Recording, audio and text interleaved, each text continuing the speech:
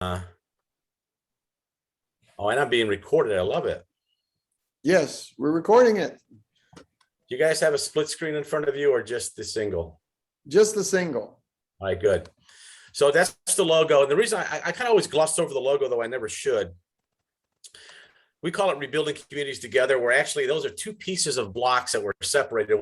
So what we try to do is we go as a Rotary Club project, we try to put communities back together.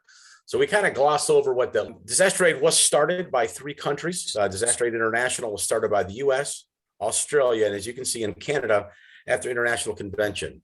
A lot of the founding members of Disaster Aid were part of Shelter Box. We still work side by side with Shelter Box. We do tents, they do tents, but after tents, we do stuff totally different for them. And we'll get into what makes Disaster Aid USA International a little bit different than Shelter Box. But if you're supporting Shelter Box, if you give money, if you're deployed by them, you know, there's a great Rotary Club project that's worldwide. We do things just a little bit different. We're the only Rotary group that does stuff both international and of course domestically. No one else does anything domestically in the US. Most of our sources come from, of course, Rotary clubs. So if you guys, as presidents are here or as you do fundraisers, we've had win-win from your club go out and do fundraisers from Nepal. We've had people want to do a dart competition for us since we have darts that go out. So fundraising is our main blood source. But the thing that we pride ourselves the most, and Dr. Bill will touch on it, that we run our board meeting, we run our books, we run this project by the 4-way test. We look at a project, we decide if we're going to do it, and we make sure it is what we want to do. Mission statements are important. This is the actual mission statement of Disaster Aid. Basically, we will go anywhere that Rotary wants us to go.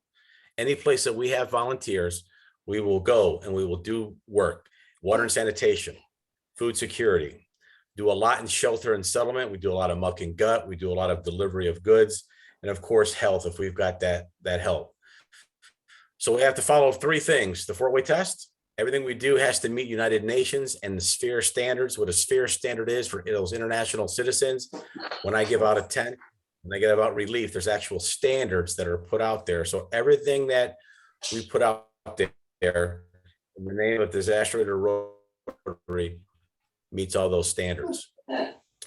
This is the current board. And if you see there's no name, we're looking for people. So as you can see, Dr. Bill Du Bois is actually the vice president. We always say this tongue in cheek, if anything goes down, or if something happens to Bob, his personal doctor is responsible for it. So Dr. Bill has to step up and take care of Disaster Aid. You'll see a lot. You'll see that most of the board members are from Bob's original district. Bob Grill is past district governor of 7620. That is the Maryland area. And most importantly, that is Washington, D.C. So it's a very high profile district. Bob has since moved over the district over to retirement home. But you can see most of us are from right here. Larry Agee, our executive director, which we'll go back to Kenneth Larry Agee and talk about him in a minute. We like to kind of spread the board out. So we don't like to get it too top heavy. If we get too many from 5890 on there, we rotate them out. We want this to be an actual Rotary project from Rotarians around the country when it comes to Disaster Aid USA. Now, Patrick's name isn't on there, but he is technically a co-director for 25B. And I should add you to the slide, Patrick. I apologize, sir, for my oversight. The reason why he's that is because he's one of my best friends. So I talk him into everything. He never says no, President Dick. So that's why he's the co-chair. So for those who are in the investment world, there is an organization out there called Invest in Others. It's a charitable foundation that gives away millions of dollars. They are right now looking for 10 projects that are $20,000 and above to vote on. So if you've got a project that your club is working on, especially if you're international, send that project to Larry Agee. You can get his information from myself or from Win-Win. Investor Foundation is all the financial advisors from across the country that vote on projects. Larry Agee is a co-founder of Disaster Aid, and he was a finalist, and he did win the award. So Invest in Others wrote a check, and it went in the bank. It cashed. It's a real check. They actually gave $50,000 to Disaster Aid USA for all of our work that we do here domestically. So if you've never heard of it, it was new to me. Patrick, who's in that business, had never heard of it before. And he's got members of his company that are on that board. So if you guys have anything that we can help fund, let's try to get you in contact with Invest for Others. Since Larry was a finalist, he gets to vote on who gets that money coming forward.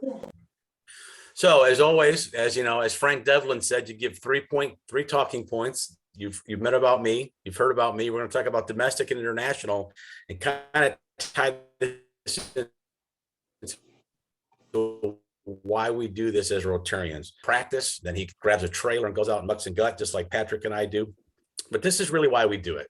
We are domestic, disaster, and international, what we call DARTs.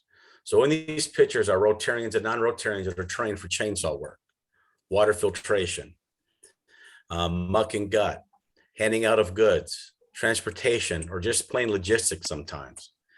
The middle picture in the bottom is International DART that he was in Nepal, maybe a week after the earthquake, and Peter was there, and we were the first ones in there with our tents.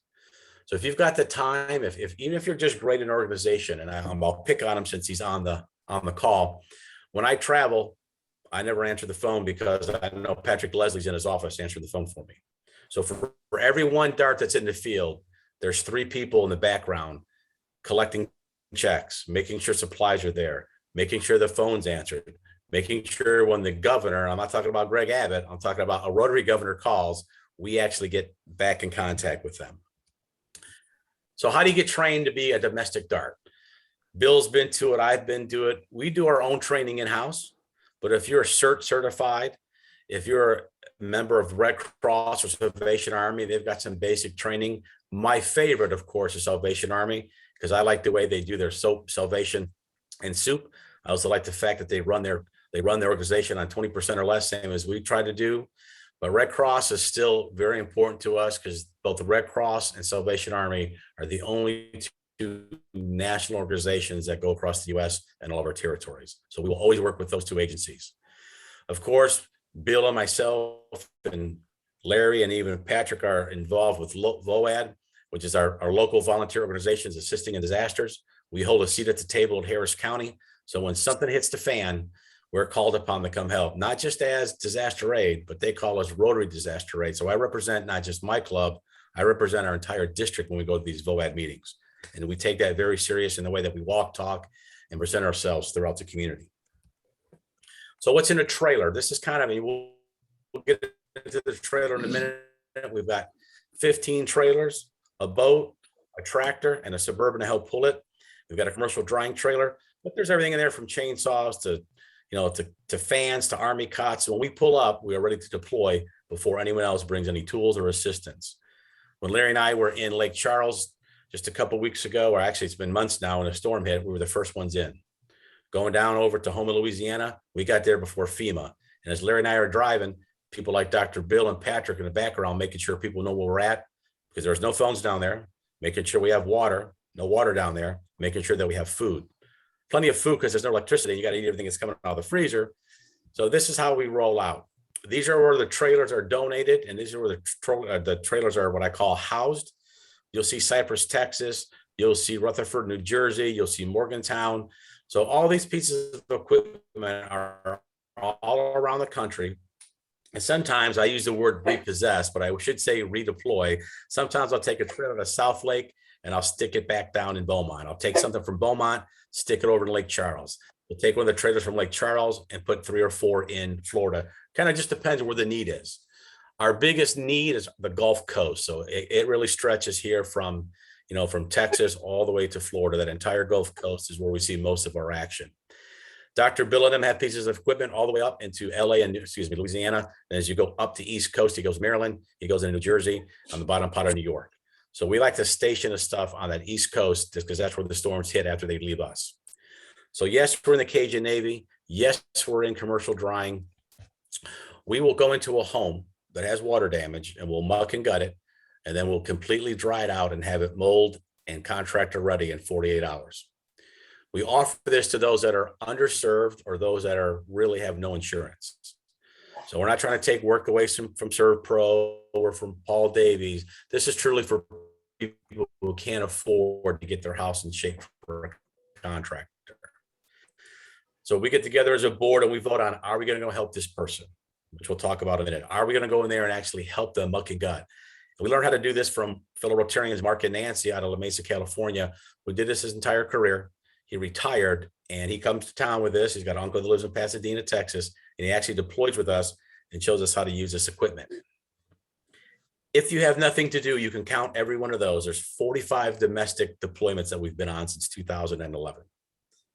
Some we can't get to because we don't even have the manpower, or we just don't have anyone who wants to go, or no one donated money for that particular disaster. Like when a fertilizer blew up in West Texas, we didn't have money set aside for West Texas, so we couldn't deploy. There was a big wind gust up in New Jersey that blew a bunch of homes over. None of the Rotarians took our trailers and went.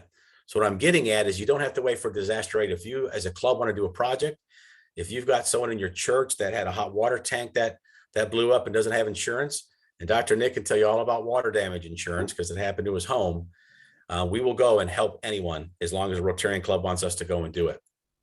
Very first trip in the upper left-hand corner is our founder. That is Past Sister Governor Bob Grill. He bought Judy's truck. His club donated a bunch of equipment or a bunch of supplies. And on November 6th, he made his first trip into Sandy, New Jersey. And that's how we started the domestic program. Here we were raising money for other countries, doing water filtration, doing tents, but we weren't doing anything domestically. So that's how it started. Just a club project. A need was at Bill's club and Bob's club. And they decided just to drive up to New Jersey and to fill that. And since then, we've done 44 other domestics, tornadoes, mudslides, windstorms. My first one was Moore, Oklahoma, when a tornado went over a school where there was shelter in place and killed 26 children. Sometimes it's fun. Sometimes it's not fun when there's a bunch of death and destruction and you have to kind of have a different hour. So we will media train you. If something happens to you when you're out there, we do have counselors that will talk to you when you get back if you know about that.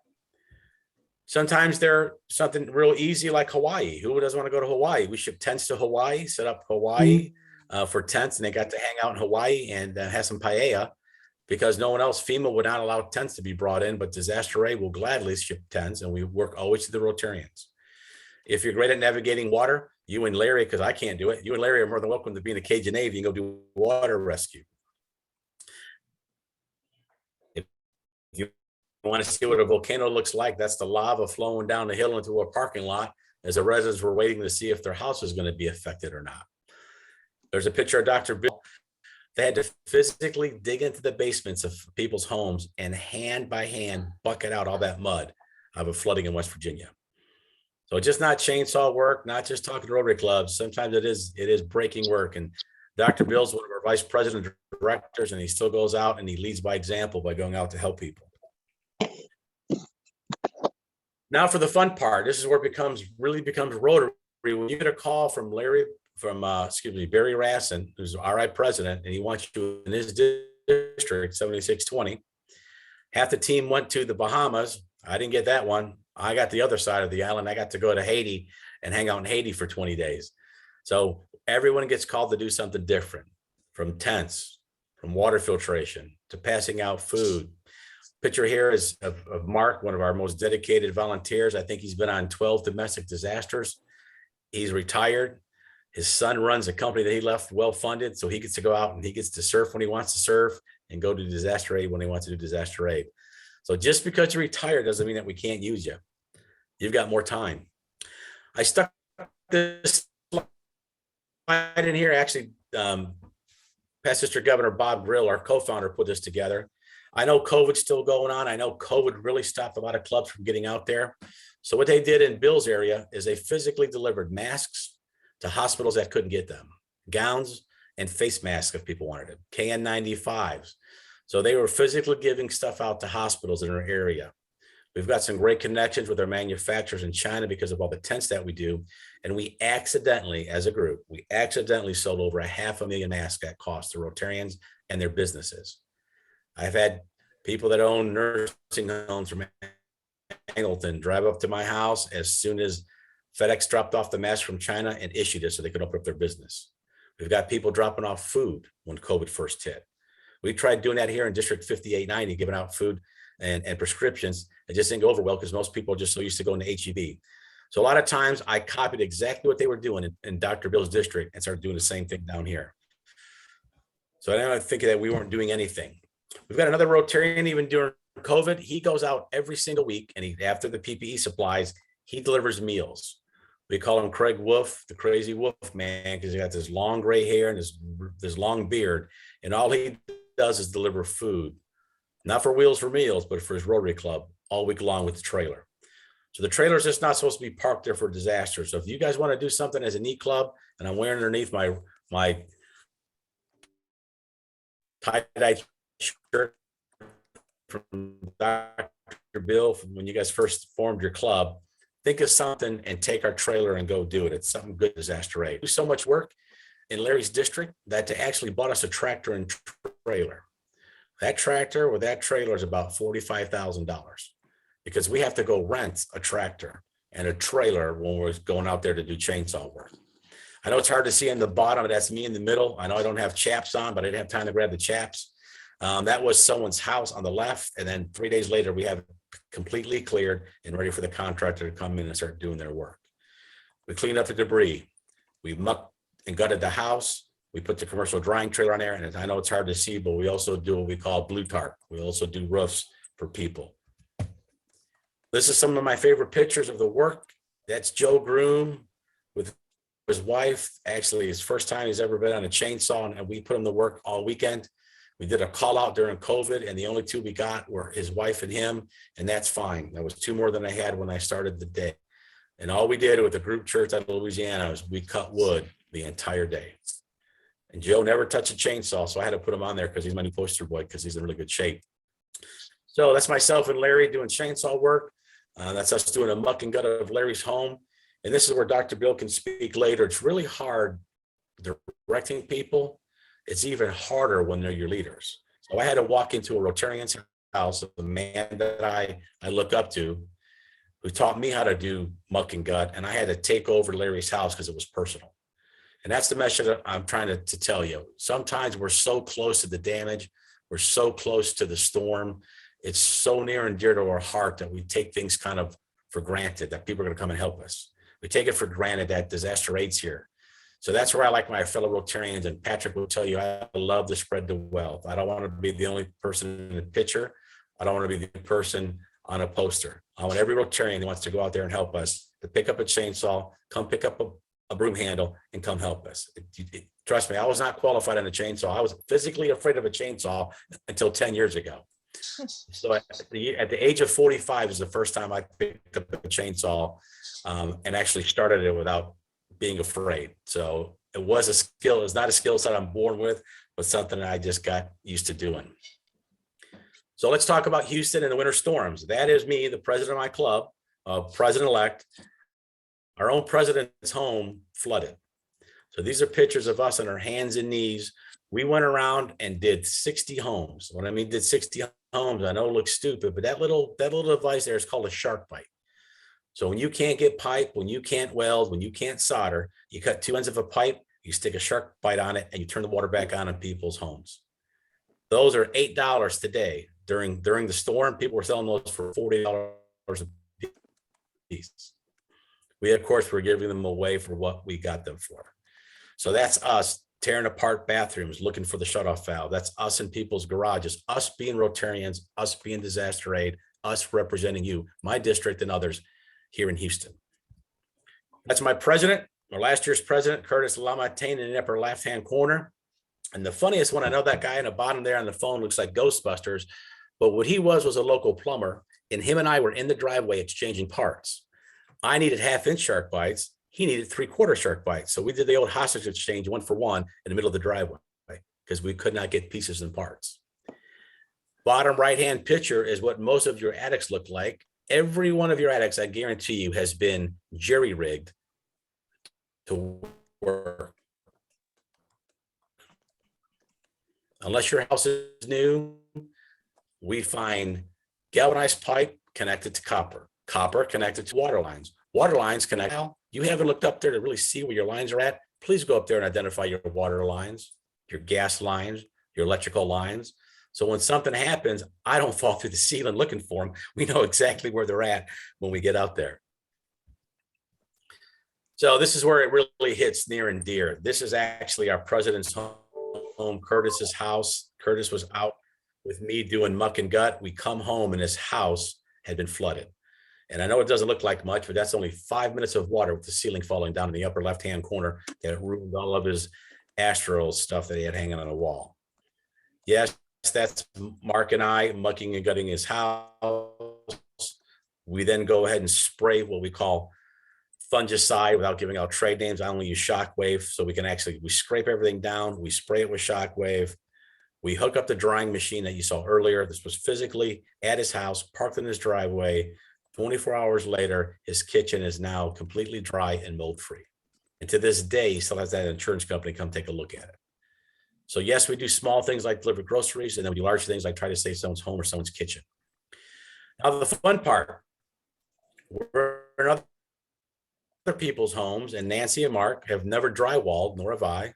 This is the first time I've ever hung a piece of drywall, and I'm 55 years old. So we call it teaching. So we will teach you how to hang drywall. We'll teach you how to do plumbing. And it doesn't matter if you do it wrong. The house is already tore up. So if you tear it up some more, we just fix it later. So yes, we do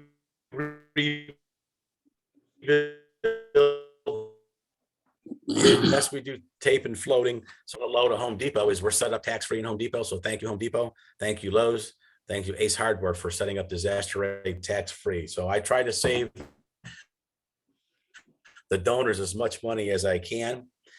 Mark's happy in the bottom because that's the first time Mark's ever taken apart glass in his shower without breaking it. So we got to disassemble a bathroom before we reassembled it and dried it out. So we call it teaching. This is where we pick up the skills. Yes, we go into homes and completely get them ready, what we call a contractor readiness. Now, due to the fact that we have so many for oxygen concentrators for India, where we help raise $250,000. And this is myself, the entire Disaster Aid USA board, all the clubs were involved. SEWA, which is international here in Houston, if we raise 250, they match it 250, and we sent $500,000 so they could buy oxygen generators within India. So any partner we can find, whether it's Operation Blessing, Samaritan's Purse, Salvation Army, in this case, SEWA, So International, we will partner with any other NGO to help deliver aid anywhere around the world.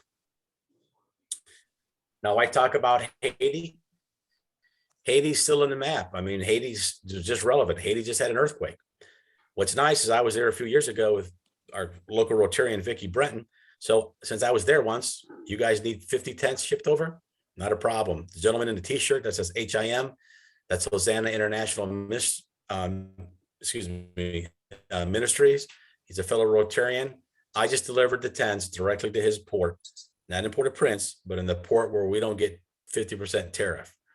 So it's nice once you do international mission, when something else happens, I just called up Pastor Caleb and Dr. Legier there, and we shipped tents directly into Haiti, bypass our government, bypass their government. And I truly say, when we give it Rotarian to Rotarian, this is how your aid gets passed out. Doesn't sit on the dock, doesn't get a tariff added onto it. It left from Houston, Texas to Maryland, right into Haiti. Here's some more IDA pictures. This is us just doing roofing. What was really nice is we got to help a 96-year-old World War II veteran. His house was completely flooded. He let us come into his house, let us get muck and gutted, and then leave. The thing that really surprised me the most out of this storm, and this is in Bill's area, and this is Bill will talk about it if he wants, that is a home on the bottom left-hand corner. So much wind had come up the coast that it's a brand new house. That picked the house up. It's a two-story house that's new. It picked it up and it moved it 6 feet off its foundation and had to be demolished. That's a brand new build. So you may see the destruction right down here in Texas, Louisiana, but those winds ripped right up the coast, right into Maryland, and pulled that house right off its foundations. Now I'm going to get together, kind of connect the international side for you, talk about water filtration, and then wrap it up for questions. So when we leave the country, if we so choose to go as Disaster Aid USA, we join 8 other countries and become Disaster Aid International. And we do temporary shelter, home repair kits, water filtration, and other non-essential food items. Though it's not a big deal for us. We are recognized. I mean, when I say that, we're already a Rotary Club project, which is important to us, but we are recognized, Disaster International, as being one of the partner organizations with Rotary International. So ourselves, Mercy Ships, American Cancer Society, and some others have that distinction of not being a partner, but being an organization that gets together with Rotary as we do our functions. What we like to do is called Smart Aid. When we send a DART or disaster aid response team member in, we actually get to what's called the needs of the community or assessment. And then we decided we're going to bring in tents, we're going to bring in tarps, we're going to bring in water, we're going to bring in a ship of wood. I physically bought 5 million pounds of nails and had them delivered to the Philippines. We'll do whatever the community wants us to do and then sort it out from there. These are all the country partners that we have. So if you've got connections, of course, in Australia, the UK and Ireland, that's pretty easy. They speak almost English.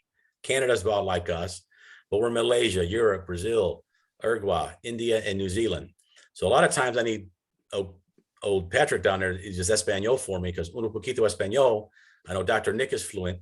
So I'm always looking for translators. And I mean that sincerely. We've got some water projects down in we've got 4 or 5 in South America that we need to go down to. So as COVID lifts, I'll be asking people to travel with us down to South America to start doing some water filtration projects that are fully funded. And all I need are people that speak English and Spanish, get you trained and send you down there to South and Central America to start doing some water projects for Disaster International. You name it, we've been to it. Pakistan, Afghanistan, India, Haiti, Philippines, Vanuatu, Nepal, Fiji. Disaster International, similar to Shelter Box, will go anywhere that Rotary wants us to go, always with Rotarians, always with local districts, so we can go help people around the world. This is one of our sky hydrants. I'm going to talk about water filtration. The next few slides is water filtration. Patrick and I and Dr. Bill, I do a separate program just on water filtration. So I'm going to hit it very quickly on what water filtration is. Anytime that there's not clean water, we can consider it a disaster. When we're not doing Disaster Aid USA and storms, we are funding, we are providing and training other countries and Rotarians on how to filter water. This is a sky hydrant, freestanding. All it takes is gravity, takes about 2 pounds of pressure. I put the water at 20 feet. That'll create me about 10 pounds of pressure. That little unit will do 2,500 gallons a day with no moving parts. Takes any dirty water, not brackish or salt, any fresh water, no matter how dirty, and filtrate it for up to 10 years with no moving parts. Obviously, if we put 4 or 5 of them together in series, then we can do 20,000 gallons a day. Currently, it's really big in the Philippines. This is the #1 way they like to filtrate their water, whether they're catching it in water containment off the gutters, they're doing rainwater, or they're just pulling it straight out of a pond. That's our #1 product international because it has no moving parts. The one that I like the most is the Sawyer filter. You see Patrick and I always displaying this when we are doing our Rotary things. You see this at International Convention. That right-hand picture is actual dirty water from Gilgil, Africa. That is not a commercial. That's one of my personal pictures. That dirty water that young man's holding, that's the water they were drinking. They run it through a 5-gallon bucket. Next slide will show you how it works, and it filters the water. That little filter that costs you and I as Rotarians $25 will do 1 million gallons before it wears out. So it doesn't have to be a fancy water well. It doesn't have to be a big sky hydrant. It could be as simple as a bucket and a Sawyer filter. Now, in this picture is actual dirty water from Sawyer. That's how dirty the water is when they filter it. And then, of course, it's clean on the bottom. The upper right-hand one, every person in the US should have a water filter like that. And that's, you can simply attach that right to your faucet outside during a boil alert. You should never in your life boil water in America where you can run it through a filter. So if your community gets heavy rains and a boil alert, you take the Sawyer filter, connect it to your faucet, and you never have to boil water. So if you're boiling water, or if your church groups are going out there to help communities, take these with you and leave them behind. I'm going to attempt to play this. It may not play because of the horrible connection I have here. Let's see if this will play. Hey, Wayne, can I make a comment? Yes, Patrick?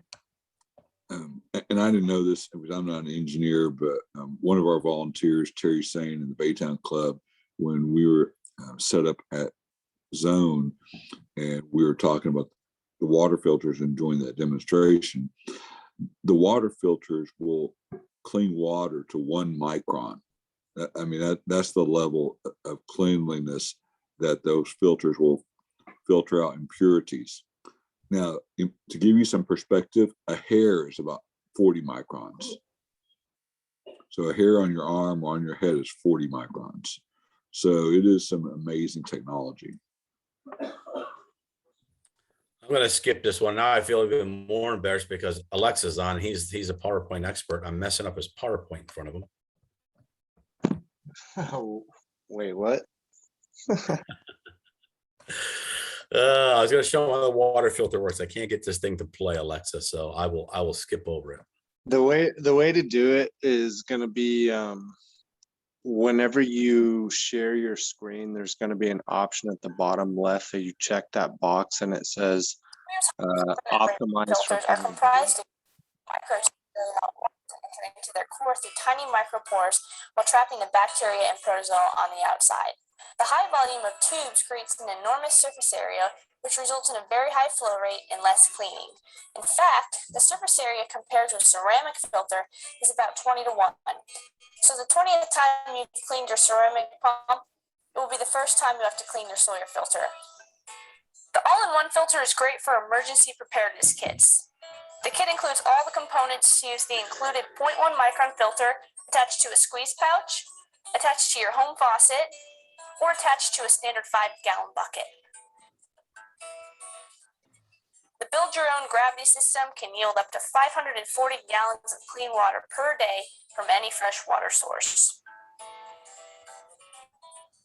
If you're traveling overseas on a mission trip, you can always bring a squeeze filter and faucet adapter to ensure you have safe water on your trip. And then you can leave the filter and the bucket adapter components behind with a family in need. So as Patrick was saying, that is how it works. Just like same technology as simple technology as kidney filtration, where the water passes through the membrane and other protozoa, which is larger than 0.01, stays on the outside. So that's how that one works. This next one's called a solar. It's just that's what we call the water wagon. This is technology out of America. I like to sell it, or excuse me, provide it with a, we don't sell anything. I like to provide it with a solar panel. This makes it portable. This is really popular in some of the African countries where the young ladies mostly, I hate to say it, ladies, but most ladies, most young girls are fetching water every day. They take the wagon with them. It filters the water up through those 6 filters, and it makes it ready for them to drink. Down part is it's heavy and large and only lasts about 4 or 5 years in the field. So we're always trying some different technology for water filtration. And sometimes the kit, and this, I'll wrap up with this. So the big family survivor pack that we still goes out there still has the tent, the 8-person tent. We put in there pots and pans and cooking invitations and mosquito nets and spray. Sometimes we take all those components out of that, keep the tent here, and then we ship it over what's called a life box. So sometimes we're going to take the entire network with us, as we call it, solar lighting. But the whole goal is to set up a community. This is what one of our tents look like. There's about 50 tents here. This is in South Sudan, one of the first ones I ever went to, where we had to set up a refugee camp for the internal fighting that they had going on in their country. There's some pictures of Nepal in an earthquake. And we get down to some of the things that we do different than Shelter Box. Again, we do a tent, they do a tent. What we like to do sometimes is take that money like we did in Vanuatu. Instead of taking $100,000 for tents, we go buy tools. We go buy rope, shovels, handsaws, or better yet, this is real smart aid. This is what's called a Lucas Mill. There were only 4 of these on the island of Vanuatu. And for those who've never heard of Vanuatu, it was our furthest base west during World War II. And if you remember as a kid during Baba Black Sheep and PT 109, that's the island it was based out of. We took that and rented it for a month from a local Rotarian. So instead of buying lumber, you take that Lucas Mill, you stick it on that big log next to the chief elder, and you physically mill your own lumber. We did millions of board foot of 2x4s by 10s, 2x4 by 20, 4x4s, 6x6s, 8x8s. Also that we can do exactly what the community want, which is build back and build better. Now, the funny part is sometimes you go to a place like Fiji. I got to go to Fiji, which sounds all exotic and fun. And we physically ran out of water in Fiji because no Fijian drinks Fiji water. Every drop is shipped over here for you and I to drink. And I'll say it again. We ran out of water in Fiji. So we had to take a soda filter and filter the water, or ourselves and our volunteers would have had nothing to drink. But the good part with that is, since we got so close to local Rotarians there, I had to physically leave money behind because the rainy season came. And 3 months later, they had to finish dropping off all that wood, all the nails, all the hammers to help rebuild. So truly, when I say we give it to club, Rotarian to Rotarian, district to district, that is how we like to fund what we do in disaster aid. And I'll leave it with this, and then we'll come back to some questions. Dr. Bill's on. We can talk about the board. We can talk about what we do. We just think that together we can make a difference. And these are our tents in the Philippines after 4 years of being deployed. Though they're not long-term housing, sometimes it ends up being long-term housing. So we like to do everything we can to help put communities back together, get them back safe. Whether it's simple water, whether it's tents, whether it's rebuilding of a community. That's what we do in disaster aid. And what we're looking for here, of course, is ambassadors, which is people to go talk about it, people to help us do the presentations like this. And then, of course, if you got the time, you got the elbow grease, you got the muscle, come help me swing a hammer, because Patrick's not very good at it. So he's laughing. He's my guy back here. I pick on him because he does work hard. Dr. Bill, anything I should add? I don't think there's much I can add to that presentation, Wayne. It was excellent. I think one small point is that, we started with the pickup truck, and it's only been about 10 or 11 years, and it's grown to what you described. It's an amazing accomplishment by Rotarians. And I can't say enough about Wayne and Patrick and Larry. I mean, this organization has exploded based on just the hard work of you guys, and it wouldn't be what it is today without all the hard work of you guys with Disaster Aid USA. So kudos to you and to your clubs. We really appreciate it. Any questions from the floor? We'll take them down. If I don't have an answer, between myself, Bill, and Larry, we will write it down and we will get back to you. Wayne, I've got a question. This is Dick Roby. My question is, wow, you're doing amazing work. How do you come up with the money? Do you appeal to individual Rotary clubs, or how are you coming up with the money? Because suddenly you got a huge need and you need $10,000, $20,000 or a bunch of materials. How do you come up with the money? So what you do is when you join Disaster Aid, we give you these really thick knee pads and you walk into the club begging for money is what we do. So we are always, I'm going to use this word, we are always underfunded. So usually what happens is, unless it's a Harvey year, and I hate to pick on our district, during Harvey, this area handled about $1.5 million just from Rotary. Before that, we never got a dime to help anyone. That's just how it is. I hate to say it that way. So we always fundraise. We put the money into the general fund, and then the board votes on what we do with it. So that's why we need ambassadors to go talk about it. If we had every club, I hate to use the word. I mean, I know I'm not in church, but pastors talk about sin and tithing more than anything else. So we're going to talk about tithing today. If every club in the U.S. gave $1,000, we would be well funded for the storm season. But clubs have other things besides us, so we are always asking. And I hate to use that word, but we're always asking. Okay, and is that the function of your ambassadors or just everybody? Well, Dr. Bill raises well. Patrick raises fantastic. Ambassador talks about it, and all of us are responsible for the ask. And then the board takes the money, and then I have to report back to you as a donor what we do with it. So we ask. Believe it or not, I get money from Lions. I get money from Kiwanis. We get money from Catholic Charities. We get money from the Scientologists. People see what we do as Rotary, and they donate to Disaster Aid USA. And it is 100% volunteer. We take, I think last year our average was 8%, so 92% go back into the field of the money that we receive. And then what about the sweat equity? Who are you getting to step up and do this physical work? Who are the primary candidates to do that? So Patrick's pointing at himself, but that would not be a total truth. When we go into disaster, we report directly to, of course, we call the governor of that area. Sometimes we have to call the governor next door because that governor is also affected by it. And I will say this as I know that Rotary's non-political, we're non-religious, but it wouldn't be for the churches and the temples and the Latter-day Saints that we have out there. Every church, every religion, every faction in America has a team that goes out there. So whether it's Samaritan's Purse, which is, Billy Graham, whether it's Operation Blessing, which is Pat Robinson, if it wouldn't be for the churches, we would have no network of volunteers in the US. So that's where we get them from the churches and the temples out there. That's great, man. That is fantastic, Wayne. Y'all do amazing work, and I hope that we can step up at the E Club and support you somehow, some way.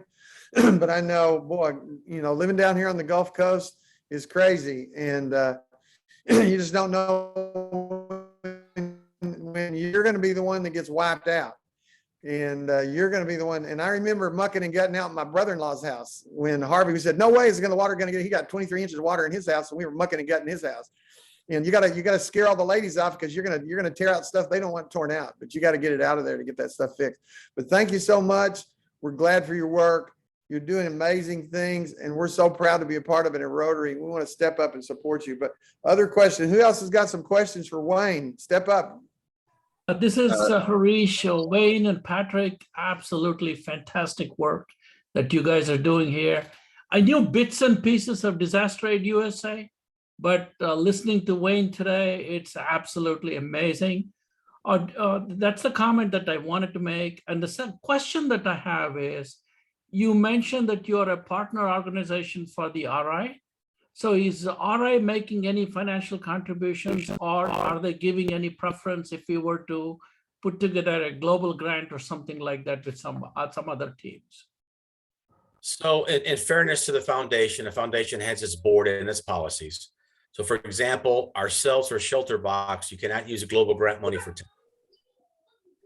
You can't use them for shelter repair kits because it's not sustainable, but you can use grant money for water filters. So we have gotten grants through clubs, districts, and clubs, and global grants for the Sawyers, for the water wagons, and for the sky hydrants. So I would say that the water portion of what we do fits under the RI Foundation because it's under water and sanitation. The rebuild, they still don't give money either for tents or for building material. That's still one of their policies for right now. So yes, the money that we do all give to our foundation does make its way down sometimes to disaster aid, not directly to us, but for the actual supplies that are brought in. Thank you. I'll just make the comment. I think we're the best kept secret in Rotary. I really do. I mean, we are 100% volunteer, and I'm going to say this, and there may be some district governors out there that don't like hearing this, but we go where the need is, and we don't take orders from district governors. We go where there's a need, and we go where we need to help people. And so we don't wait on the politics. We just go and help. So I will say, when you go to the website, when you go to disasteraidUSA.org, I'm putting a plug-in for Alexis because he redid our website. He did a fantastic job. I know he's in your club. I don't think you guys realize what great work he does. He never takes a bow. And when I say he charges us a little, he charges us just a little teeny bit to maintain it. So if you ever need any help, I know he's helping with the District 1590 Yellow Pages, but he's truly a master at his craft in both keeping me working on the website and keeping it up to speed. But if you guys need any part like that, feel free to give out your fellow Rotarian's name because he does a fantastic job. And I'm glad you jumped on, Alexis, so I could thank you personally. So thank you. Thank you. And I do have a question, actually. I was wondering where and when these projects in South America are kind of taking place.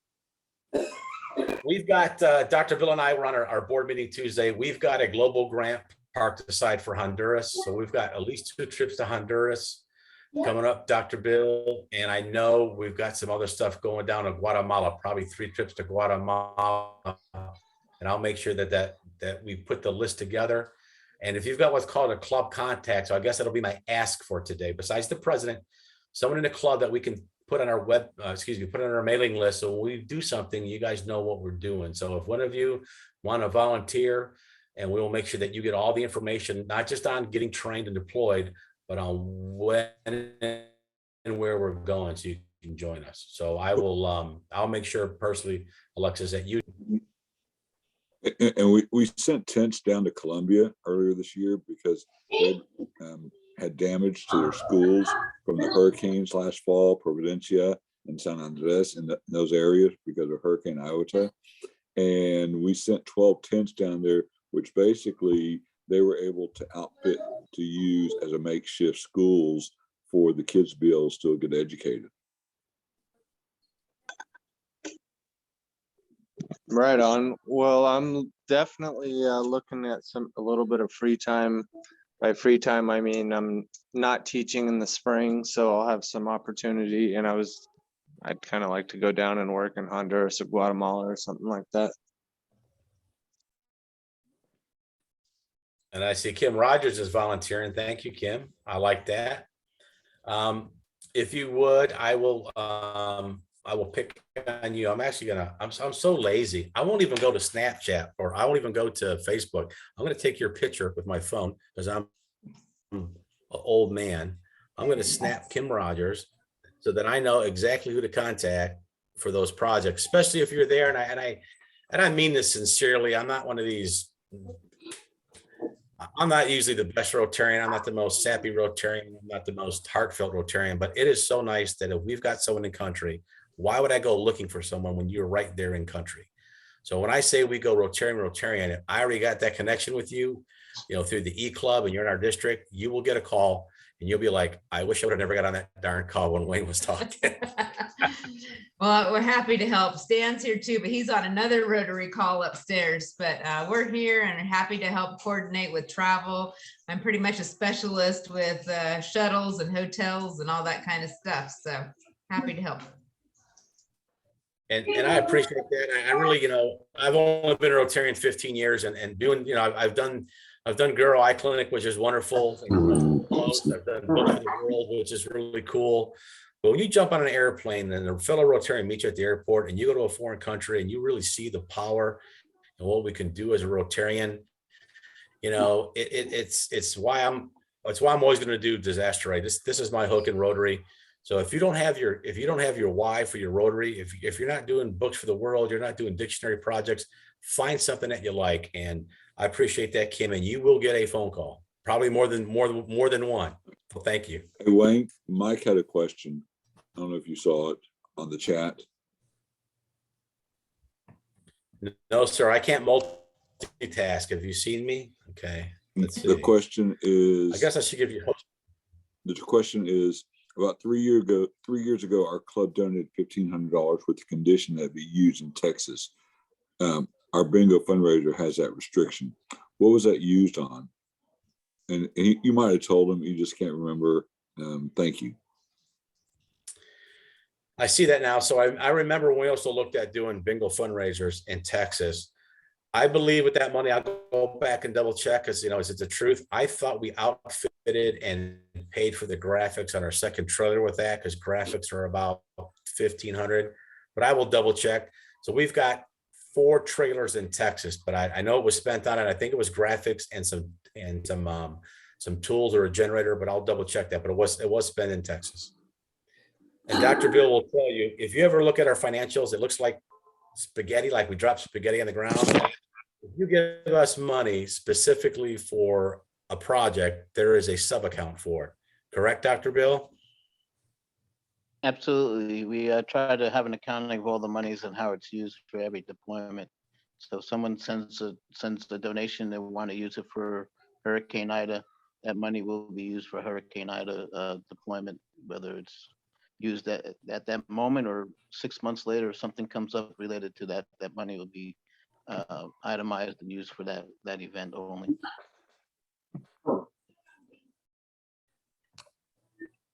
But I'll And then double Wayne, check. I have a question. Wow, how does Standard Safety Equipment Company enable you to do all this? You want the political answer or the one I love to give? Give us the good one. So Turn off the I'm recording. I'm recording. So my boss, Steve Mevis, both of us grew up in Cleveland. I've worked for him my entire career. Good or bad, most of the storms are in my sales territory. So as long as I'm somewhere in my sales territory as vice president of sales, it doesn't matter where I do it from. Many times I've taken a sales call in a hotel lobby as I'm running out the door to do disaster aid. So they know that I do both. I'm lucky that my customers, when I was in Lake Charles, I pulled into a distributor to pick up safety equipment, and I get it at cost because I've been dealing with these people for years. They know where I'm at. I post on Facebook. Every now and then I'm like, I'm working, boss, and he just laughs. So as long as I hit my numbers, as long as I don't lie, cheat, or steal, I'm All right. fine. So Okay. they know what I do. Okay. Well, thank God for your company and their support of you. That is fantastic. And I'm glad you can do both. You're in the same territory. And anybody else? Who else has got a question? Going once, going twice. Anybody else? Wayne and you guys, Patrick and Bill, thank you so much. We appreciate y'all being here. We're going to work hard at the E-Club to try to step up and support you guys in some way, one way or another. And I just say, everybody show up at the International Convention. I know you're going to have good things there for Disaster Aid USA at the International Convention. Go to their booth, see exactly what they do, and everybody support it. And Alexis, I miss you. Happy birthday. You had your birthday a couple weeks ago. Glad you're doing good. And who would have thought Alexis would be a college instructor? He's been our first semester college instructor, Alexis. So good job, Alexis. Thank you. Thank you, guys. And thanks for the E-Club. And then everybody have a great time. And we will see you next time in Rotary. Adios, guys. Thank you.